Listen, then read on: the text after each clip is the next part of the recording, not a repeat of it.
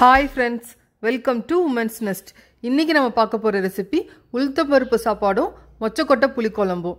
இந்த உளுத்தம் பருப்பு சாப்பாடுக்கு இந்த மாதிரி மொச்சக்கொட்டை புளிக்குழம்பு வச்சாதான் ரொம்ப டேஸ்ட் நல்லா இருக்கும். வாங்க எப்படி செய்யறதுன்னு பார்க்கலாம். அதுக்கு முன்னாடி மறக்காம Women's Nest சேனலை சப்ஸ்கிரைப் பண்ணிடுங்க. ஃபர்ஸ்ட் நம்ம உளுந்தம் பருப்பு சாப்பாடு ரெடி பண்ணிக்கலாம். அதுக்கு இன்னைக்கு 1 கப் அரிசி எடுத்துக்கிறேன்.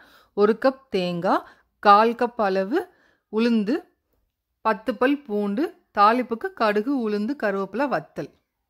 பேனை அடுப்பில் வச்சு நல்லா ஹீட் ஆனதும் நம்ம எடுத்து வச்ச உளுந்து சேர்த்து நல்லா வறுத்துக்கோங்க. லைட் ப்ரௌன் கலரில் வர வரைக்கும் நல்லா வறுக்கணும். 1 டம்ளர் அரிசிக்கு 1/4 டம்ளர் உளுந்து எடுத்துக்கோங்க, அதுதான் அளவு.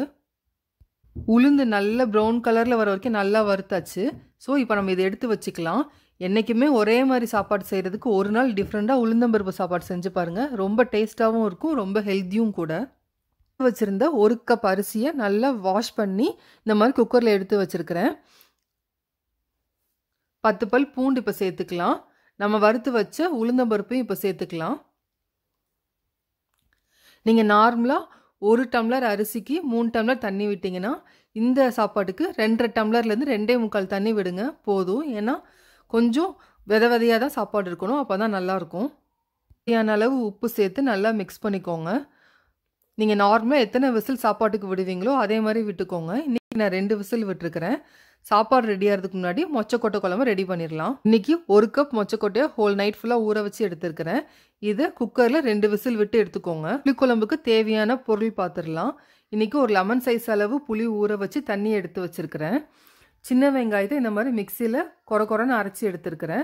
கத்திரிக்காய் எடுத்துருக்கிறேன். நீங்கள் முருங்காவும் இருந்ததுன்னா அதுவும் எடுத்துக்கோங்க, ரொம்ப நல்லாயிருக்கும். வத்தல் பொடி, மல்லிப்பொடி, உப்பு, மஞ்சள் தூள். கடாயை அடுப்பில் வச்சு 2லேருந்து 3 ஸ்பூன் எண்ணெய் விட்டுக்கோங்க. நல்லா ஹீட் ஆனதும் கடுகு உளுந்தம்பருப்பு போட்டுக்கோங்க. கடுகு உளுந்தம்பருப்பு நல்லா பொரிஞ்சதும் கருவேப்பிலை சேர்த்துக்கோங்க. இப்போது நம்ம அரைச்சி வச்சு சின்ன வெங்காயத்தை சேர்த்துக்கலாம். சின்ன வெங்காயம் தான் குழம்புக்கு ரொம்ப டேஸ்ட் நல்லாயிருக்கும். இப்போ வெங்காயம் வதங்கிறதுக்கு தேவையான உப்பு சேர்த்து நல்லா வதக்கிக்கலாம். வெங்காயத்தை நல்லா ப்ரௌன் கலரில் வர வரைக்கும் நல்லா வதக்கிக்கோங்க. வெங்காயம் நல்லா வதங்கிருச்சு. இப்போ நம்ம கத்திரிக்காவை சேர்த்துக்கலாம்.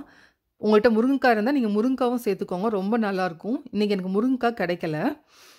1 ஸ்பூன் மிளகாய்த்தூள், 2 ஸ்பூன் தனியாத்தூள், தேவையான அளவு உப்பு, மஞ்சள் தூள் சேர்த்து நல்லா மிக்ஸ் பண்ணிக்கோங்க. இப்போ நம்ம கரைச்சி வச்ச புளி தண்ணியை இப்போ சேர்த்து நல்லா மிக்ஸ் பண்ணிக்கலாம். இந்த மசாலா ஸ்மெல்லாம் போகிற வரைக்கும் ஒரு லிட்டு போட்டு க்ளோஸ் பண்ணிக்கலாம். 8 நிமிஷம் போல் ஆயிடுச்சு. நான் லிட்டை ஓப்பன் பண்ணி பார்க்குறேன். நல்லா மசாலா ஸ்மெல்லாம் சுத்தமாக போயிடுச்சு. எண்ணெயெல்லாம் மேலே நல்லா பிரிஞ்சு வந்துருச்சு. இப்போது நம்ம வேக வச்சு எடுத்த மொச்சக்கொட்டையை சேர்த்துக்கலாம். சேர்த்து நல்லா மிக்ஸ் பண்ணி விடுங்க. இது ஒரு 5லேருந்து 10 மினிட்ஸ் வரைக்கும் நல்லா கொதிக்கட்டும். 8 நிமிஷம் போல் ஆயிடுச்சு. மொச்சக்கொட்டை குழம்போடு சேர்ந்து நல்லா சூப்பராக குக் ஆகிடுச்சு. இப்போது நம்ம ஸ்டவ்வை ஆஃப் பண்ணி குழம்ப தனியாக எடுத்து வச்சிடலாம். இப்போ நம்ம போய் சாப்பாடு எப்படி வெந்திருக்குன்னு பார்க்கலாம். விட்டு குக்கரை ஆஃப் பண்ணி எடுத்து வச்சுருக்கிறேன். இப்போ நம்ம குக்கரை ஓப்பன் பண்ணி பார்க்கலாம். சாப்பாடு சூப்பராக வெந்திருக்கு. நல்லா உதிரி உதிரியாக இருக்குது சாப்பாடு. நல்லா மிக்ஸ் பண்ணி விட்டுக்கோங்க ஒரு தடவை எல்லாத்தையும். இப்போ ஒரு பேனை அடுப்பில் வச்சு ஹீட் ஆனதும் 2 ஸ்பூன் ஆயில் விட்டுக்கோங்க. கடுகு, உளுந்து, கருவேப்பிலை, வத்தல் போட்டு நல்லா தாளிச்சிக்கலாம். இப்போ ஸ்டவ் ஆஃப் பண்ணிவிட்டு நம்ம துருவி வச்ச தேங்காய் பூவை இப்போ சேர்த்துக்கலாம். சேர்த்து ஒரு தடவை நல்லா மிக்ஸ் பண்ணிக்கோங்க. அந்த ஹீட்லேயுமே அந்த தாளிப்பை சாப்பாடு கூட சேர்த்து நல்லா மிக்ஸ் பண்ணிக்கோங்க. ஈவனாக மிக்ஸ் பண்ணிக்கோங்க, எல்லா இடத்துலையும் படுற மாதிரி. அவ்வளோதாங்க, நம்ம உளுந்தம்பருப்பு சாப்பாடு சூப்பராக ரெடி ஆயிடுச்சு. குழம்பும் சூப்பராக ரெடி ஆயிடுச்சு. இது ஒரு தடவை ட்ரை பண்ணி பாருங்கள். ஒரு தடவை இந்த உளுந்தம்பருப்பு சாப்பாடு ட்ரை பண்ணி பாருங்கள். ரொம்ப டேஸ்ட்டாக இருக்கும், அதே மாதிரி ஹெல்த்தியும் கூட. வீட்டில் இருக்க குழந்தைங்களுக்கு கூட இந்த உளுந்தம்பருப்பு சாப்பாடு ரொம்ப பிடிக்கும். எப்போவுமே ஒரே மாதிரி சாப்பிட்றதுக்கு ஒரு நாள் இந்த இது டிஃப்ரெண்ட்டாக சாப்பிட்லாம். இந்த உளுந்தம்பருப்பு சாப்பாடும் புளிக்குழம்பும் ட்ரை பண்ணி பாருங்கள். வீட்டில் இருக்கிற எல்லாருக்குமே ரொம்ப பிடிக்கும். இந்த ரெசிபி உங்களுக்கு பிடிச்சிருந்துச்சுன்னா லைக் பண்ணுங்கள், ஷேர் பண்ணுங்கள். மறக்காமல் உமன்ஸ் நெஸ்ட் சேனலை சப்ஸ்கிரைப் பண்ணுங்கள். பக்கத்தில் இருக்க பெல் பட்டனையும் ப்ரெஸ் பண்ணிவிடுங்க.